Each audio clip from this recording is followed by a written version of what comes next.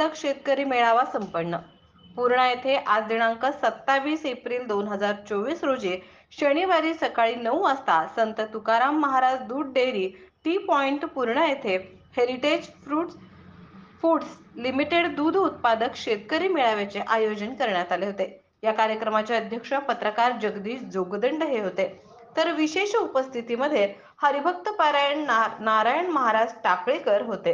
प्रमुख पाहुणे म्हणून रवी हरणे, उपविभागीय कृषी अधिकारी परभणी, सुनील हट्टेकर, सेवानिवृत्त बँक अधिकारी Parbhani, Gopal Katole, SBI bank manager Purna, doctor Madhav Sakhare, सेवानिवृत्त पशुधन विकास अधिकारी दिनेश चौधरी, अजित न्यूज पत्रकार पूर्णा, प्रमुख मार्गदर्शक म्हणून डॉक्टर श्रीणू सर, डॉक्टर अमर जाधव, डॉक्टर प्रेमांशु सौरव, डॉक्टर फैयाज शेख यांच्यासह दूध उत्पादक शेतकरी मोठ्या संख्येने उपस्थित होते।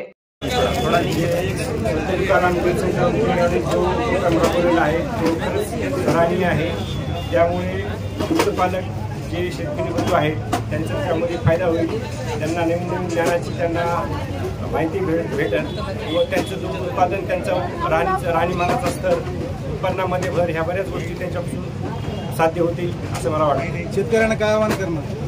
शेतकऱ्यांनी एकत्रित यायला पाहिजे, आलेल्या अडचणीला तोंड द्यायला पाहिजे व शासनाच्या वेगवेगळ्या स्कीम समजून घेऊन त्याचा लाभ घ्यायला पाहिजे। तर शेतकऱ्यांसाठी आपल्याकडे कृषी विभागाच्या फार साऱ्या स्कीम आमच्याकडे आहेत। त्याच्यामध्ये फळबाग लागवड योजना आहे, शेततळी आहेत, त्याच्यामध्ये आम्ही त्यांना 100% अनुदान देतो। बऱ्याच स्कीम, कृषी यांत्रिकरण या स्कीम आहेत।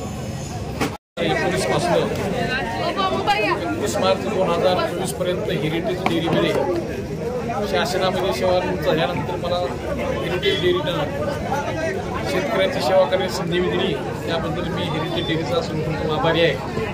आणि या 4-4.5 वर्षाच्या कारकिर्दीमध्ये परभणी जिल्हा, नांदेड जिल्हा, हिंगोली जिल्हा आणि यवतमाळ जिल्ह्यातील शेतकऱ्यांची माझ्या परीनं मी सेवा केली आणि यापुढेही या लोकांना फोनवर मार्गदर्शन करत राहील आणि ही सेवा करण्याची संधी दिल्याबद्दल मी हेरिटेज डेअरीचे पुन्हा एकदा आभार मानतो। नमस्कार है, मेरा नाम doctor Srinu, Hyderabad heritage foods limited corporate office से हूँ। यह हेरिटेज कंपनी में खुद ही हम देखता है कि किसान की हेल्प करने के लिए हम दूध लेने के साथ कुछ भी कर सकते हैं। ऐसा करने में हम लोगों की किसान के साथ से दूध लेने के साथ और किसान लोगों के नाम पे हम खुद ही एक्सीडेंटल इंश्योरेंस करवा रहे हैं, बिना किसी चार्ज से फ्री में कर रहे हैं। और किसान लोगों के लिए कि घर में तो खाना और ये कैटल फीड के बारे में तो हम पूरा हमारा कलेक्शन सेंटर महाराष्ट्र में कहाँ है वहाँ पूरा हमारा कलेक्शन सेंटर्स पे कि हमारा कैटल फीड पहुँच जाएगा कि सब्सिडी रेट में मिलेगा, बहुत कम रेट से मिलेगा। और वो कैटल फीड हम ऐसा बनाते हैं कि महाराष्ट्र कंडीशंस के वजह से बनाते हैं कि कोई भी महाराष्ट्र गाय और भैंस को कि सभी को बहुत अच्छा से ठीक से लगेगा, जैसे हम सॉइल कंडीशन को टेस्ट करके बनाते हैं। और इनके साथ के साथ हेरिटेज किसान के लिए एक टोल फ्री नंबर रखा हुआ कि और उनको कुछ भी नुकसान मिला है वो फार्मर हेरिटेज किसान वो खुद ही उन फ़ोन से कि एक नंबर के फ़ोन कर सके तो हेरिटेज कॉर्पोरेट ऑफिस से उनका कंप्लेंट को हम एड्रेस कर सकते हैं, किस चीज़ के लिए भी। अगर वो हम रिमोट वेटनरी सर्विसेज भी दे रहे हैं वही टोल फ्री नंबर से कि वो फार्मर लोग की बोल सकते कि डायरेक्ट डॉक्टर से बात करके खुद ही इमरजेंसी कंडीशन में कोई गाय को और भैंस को बचाने की हमारा डॉक्टर्स कोशिश करता है। और इसके साथ के साथ फार्मर्स को कि टाइमली पेमेंट मिलता है कि हर 10 दिन के बाद एक पेमेंट होता है और पेमेंट कभी भी नहीं लेट होता है। हर फार्मर के उनका अकाउंट में पेमेंट आ जाता है कि हेरिटेज कलेक्शन सेंटर में। और सभी ये फैसिलिटीज़ हम किसान लोगों से कर रही थी, कंपनी जो बढ़ रही है इसलिए किसान से होता है, इसीलिए हम वापस के लिए किसान के लिए खुद ही कुछ करते रहते हैं और बहुत करने वाले हैं फ्यूचर में भी कि महाराष्ट्र से कुछ नया ये भी बनाने वाला है। Thank you. जयंतीचा दिवस आहे, वंदनीय राष्ट्रसंत तुकडोजी महाराजांचा जो जन्मदिवस आहे त्याला ग्राम जयंतीच्या उत्सवात विदर्भामध्ये मोठ्या प्रमाणात खास करून साजरा केला जातो। तर ग्राम गीता हा जो ग्रंथ त्यांनी जो लिहिलेला आहे याचा जर तुम्ही थोडा चाळून बघितला, अभ्यास करून बघितला, खास शेतकऱ्यांसाठी किंवा ग्रामीण भागातल्या लोकांसाठी त्यांनी तो ग्रंथ लिहिलेला आहे, तर त्याच्यामध्ये ग्रामोन्नतीचं त्यांनी फार महत्त्व सांगितलेलं आहे आणि त्याच्यात जोडधंद्याला अनन्यसाधारण महत्त्व आहे। वंदनीय राष्ट्रसंत तुकडोजी महाराजांचं असं ध्येय होतं की गाव जे आहे हे स्वयंपूर्ण जर झालं तर देश स्वयंपूर्ण होईल अशी त्यांची आशा होती. तर आपण या सर्व मार्गावर वाटचाल करून आपण स्वतःची आणि पर्यायानं राष्ट्राची उन्नती करून घ्यावी असं मी आपणास विनंती करतो आणि माझे 2 शब्द संपवतो. धन्यवाद.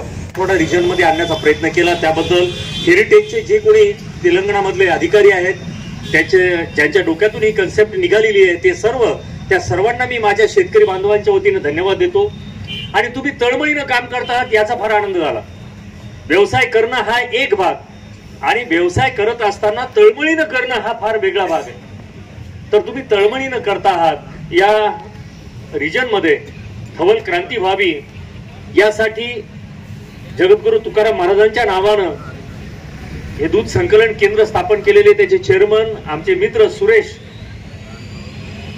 शिंदे यांचं करावं तेवढं कौतुक आहे. साहेब, काही महिन्यापूर्वीच दर्पण पुरस्कार जो पत्रकारांच्या वतीने दिला जातो तो सुरेशला आम्ही दिलाय. पत्रकारांनी आम्ही वेगवेगळ्या क्षेत्रात काम करणाऱ्या 6 लोकांची दरवर्षी निवड करतो, आमचे मित्र दिनेश चौधरी आणि आम्ही. आणि यावर्षीचा पुरस्कार सुरेशला मिळालाय आणि तुमच्या सगळ्यांचं पाठबळ आणि मार्गदर्शन त्याच्या पाठीमागे आहे. म्हणून त्या पुरस्काराचं श्रेय हेरिटेज कंपनीला सुद्धा काही अंशी जातं आणि सुरेशवर प्रेम करणाऱ्या आणि विश्वास ठेवणाऱ्या सर्व दूध उत्पादक शेतकऱ्यावरही जात. हा झाला एक भाग. आता मला एकच कळालं नाही की मला कार्यक्रमाचा अध्यक्ष सुरेशनं का केलं. एवढं नक्की, मी बरबडीचं दूध पिऊच मोठा झालोय आणि माझ्या लेकरांनी सुद्धा बरबडीचं दूध पिले. 25 वर्षापासून आमचे सोनव दाजी असतील, नंतर सुरेश असेल, आम्ही शिंदे आणि सोनवचं दूध पिऊनच आमचं घर तंदुरुस्त झालंय. म्हणून या बरबडीचे उपकार आमच्यावरती आहेत. कदाचित त्यामुळेही बोलवलं असेल. मित्रांनो, व्यवसाय कोणताही असू देत, तो व्यवसाय काटोळे साहेबांनी सांगितल्याप्रमाणे आपण झोकून देऊन जर केला तर त्याच्यामध्ये हमखास यश आहे. दूध व्यवसायाचे इतके पैलू असतात, त्याच्यामध्ये एवढ्या काळज्या घ्याव्या लागतात किंवा एवढ्या गोष्टीचं प्लॅनिंग असतंय हे मलाही माहित नव्हतं. आपल्याला फक्त एवढंच माहित आहे, दूध आले घरी, महिना झाला, हिशोब केला, पैसे देऊन टाकले. एखाद दिवशी दुधामध्ये कमी जास्त काही झालं तर त्या आपल्या दूध देणाऱ्या शेतकरी बांधवाला आपण म्हणायचं का दूध पातळ आलं, असं झालं किंवा नासलं पिसलं, आपण तेवढं त्याला तक्रार करण्यापुरतं त्याचा आणि आपला संबंध येतो. परंतु माझा दूध उत्पादक शेतकरी त्या जनावरांचं पालन करण्यासाठी, संगोपन करण्यासाठी किती जीवाचं रान करतोय, किती काबाड कष्ट करतोय, जनावर खरेदी करण्यासाठी तो किती मोठ्या कष्टातून पैसा उभा करतो. मग त्याचं पालन असेल, त्याला धुऱ्यावर चारायला नेणं असेल, त्याचं देखभाल करणं असेल, त्याला धुणं असेल, त्याला आजार झाला तर दवाखाना गाठणं असेल, डॉक्टरांना सांगितलेले औषध उपचार करणं असेल, जवळ पैसे नसतील तर उधार उसनं करून त्याला ते सगळ्या सोयी कराव्या लागत असतील. पाऊस असो, विजा असो, चिखल असो, पाणी असो, ऊन असो की कडाक्याची थंडी असो, त्या बिचाराला सकाळी 4ला 5ला उठून दुधाच्या धारा काढाव्या लागतात आणि ते बाजारपेठेपर्यंत त्याला न्यावं लागतं, लोकांच्या घरादारापर्यंत न्यावं लागतं, लोकांना दूध पुरवावं लागतं. प्रत्येक शहरातला असो की खेड्यातला असो माणूस, प्रत्येकाची पहाट ही दुधानच होते. दुधाशिवाय काहीच नाही. तो राजा असो की रंक असो, प्रत्येकाला कमी असेल जास्त असेल दूध लागतं. आणि हे दूध पुरवण्याचं काम माझा शेतकरी बांधव तन्मयतेने, इमानदारीने, प्रामाणिकपणे करतो. तर त्याचं दुःख हलकं व्हावं, त्याच्या वेदना कमी व्हाव्यात, त्याच्या घरामध्ये 4 पैसे जास्तीचे पडावेत, यासाठी हेरिटेज कंपनीच्या माध्यमातून काम केलं जातं. त्यासाठी हा वर्कशॉप आहे. नाही आडत व्यापाऱ्यानं कधी कोठा वर्कशॉप घेतलेला पाहिलाय का तुम्ही? पापड काकडे साहेब पाहिला का? एखाद्या किराणा दुकानदारानं नाही घेते वर्कशॉप, त्याला काय घेणं देणं नाही वर्कशॉपची. कोणता दुकानदार घेतो का वर्कशॉप? नाही. परंतु तुम्ही हे वर्कशॉप घेण्यामागचा तुमचा हेतू जो आहे त्या हेतूला मी सलाम करेल की हे प्रॉडक्ट तुमचं विकणार आहे, हे विकल्यानंतर शेतकऱ्यांना 2 पैसे जास्त मिळणार आहे, उत्पन्न जास्त मिळणार आहे. उत्पन्न जास्त मिळाले की 2 पैसे जास्त मिळणार आहे आणि 2 पैसे जास्त मिळाले की त्याचं दूध तुमच्याकडे संकलित होणार आहे. त्या दुधावर तुम्ही प्रक्रिया करून पुन्हा त्याचं मार्केट करणार आहात. हे चक्र आहे, हे चक्र आहे. या चक्राला गती देण्यासाठी तुम्ही हे काम करता. तुमच्या या कामाचं मी कौतुक करतो. विलंब खूप झालाय, 11 साडे 11 वाजलेत. सगळ्यांना भुका लागल्या असतील, मी सोडून, कारण मला चतुर्थीचा उपवास आहे. परंतु मला उपवास आहे म्हणजे तुम्हाला उपवास नाही. तुमच्यामध्ये तुम्ही सर्वजण या ठिकाणी आलात. जी माहिती इथं शेतकरी बांधवांना देण्यात आलेली आहे ती माहिती तुम्हाला कळालेली आहे. तुमच्या पुरती सीमित ठेवू नका.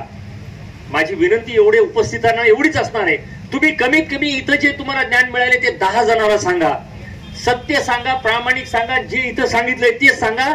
ते साहेबांनी सांगितलेल्या पारावरल्या गप्पा नका सांगू. त्या पारावरल्या गप्पानं शेतीचं प्रचंड वाटोळं केलं साहेब. तुम्ही काही, ज्याला काहीच ज्ञान नाही त्यानं त्याच्यावरती बोलतंय. आता इथं दुधाच्या धंद्यावर मी काय बोलावं? दुधातलं मला काही कळतं का हो? काळबाडी मामा काही कळत का? काहीच कळत नाही मला. आता मी जर दुधाच्या धंद्यावर बोलू लागला, मी सलाम करतो, त्यांचं कौतुक करतो. आणि असंच करा. तुकारामजीने नेमकंच मलाही काही 2-4 एकर शेत घेऊन दिले साहेब. मी पण दूध उत्पादक होणार आहे आगामी काळामध्ये. मी तिथं पंचायत समितीकडून शेड पण घेणार आहे. आणि काटोळे साहेब तुमच्याकडून काही दुभते जनावरांसाठी कर्ज पण घेणार आहे. आणि त्या ठिकाणी दुधाचा धंदा सुरू करणार आहे आणि या क्षेत्रामध्ये उतरणार आहे. मग 2-3 वर्षानंतर मी अधिकारवाणीनं त्या दुधाच्या धंद्यावरती बोलायला लागेल, एवढं नक्की. पुन्हा एकदा सगळ्यांना आजच्या ग्रामगीताकार राष्ट्रसंत तुकडोजी महाराजांनी सांगितलेला जो विचार आहे की खेडी समृद्ध झाली पाहिजे, गावकुसात राहणारा शेतकरी समृद्ध झाला पाहिजे. आणि ते समृद्ध होण्यासाठी तुम्ही ग्रामगीता वाचा. माझं तुकडोजी महाराजांना अभिवादन करतो. तुमचं सगळ्यांचं कल्याण हो अशी भावना या ठिकाणी व्यक्त करतो. या ठिकाणी बोलून सन्मान केल्याबद्दल आपले ऋण व्यक्त करतो. धन्यवाद. जय हिंद, जय महाराष्ट्र.